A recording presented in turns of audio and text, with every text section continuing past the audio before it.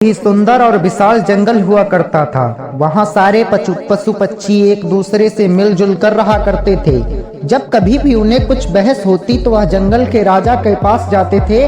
वे उनके फैसले कर देते थे।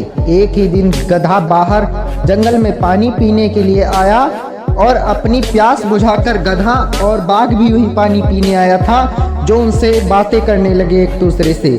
तभी गधा शेर से कहता है, अरे भाई कैसे हो? बहुत दिनों के बाद दर्शन हुए हैं आपके गुरु। देखो देखो, इस सर्दी के स्वभाव के मौसम में लाल लाल घास कितनी सुंदर लग रही है। अरे गधे, क्या तुम्हारी आंखें खराब हो गई हैं? घास लाल नहीं होती, हरी घास है। हरी करके आप जंगल के बहुत बड़े ताकतवर जानवर हैं, परंतु लेकिन आप जो कुछ भी कहोगे मैं मान ही थोड़ी ना लूंगा। नहीं गुरु नहीं, ऐसा तो नहीं हो सकता ना। ऐसे ही दोनों में अब घास को लेकर एक लंबी बहस छिड़ जाती है। बहुत देर होने के बाद दोनों जंगल के राजा सिंघा के पास जाने का फैसला करते हुए और दोनों थोड़ी ही देर में राजा के पास पहुंच जाते हैं। राजा जंगल के बीचों बीच एक बैठक में बैठे हुए थे।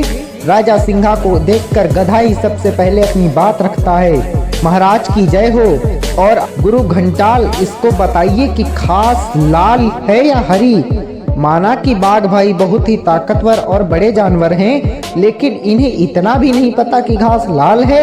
बिना मतलब के मेरे से उलझ पड़े आज, लेकिन मैं उनको आपके पास लेकर आया हूँ। अब आप ही बताइए महाराज, घास लाल है या नहीं? महाराज, बाघ ने तो आज मेरा दिमाग का दही कर दिया और मुझसे ही बहसबाजी करने लगा। महाराज, आप इस बात को कोई न कोई सुझाव सुनाइए। जंगल के राजा से ही अब आपको 1 साल की सजा सुनाइए। और गधे भी इस बात से बहुत ज्यादा खुश हो जाता है और राजा कहता है कि घास लाल ही है। और गधा वहां से उछलते कूदते सबको बताते हुए वहां से जाता है कि आज बाघ को 1 साल की सजा हुई है। अरे वाह वाह, आज तो मजा आ गया। अब बात को मैंने जेल करा दिया है। जो लेगा मेरे से पंगा उसे मिलेगा जेल का दंगा।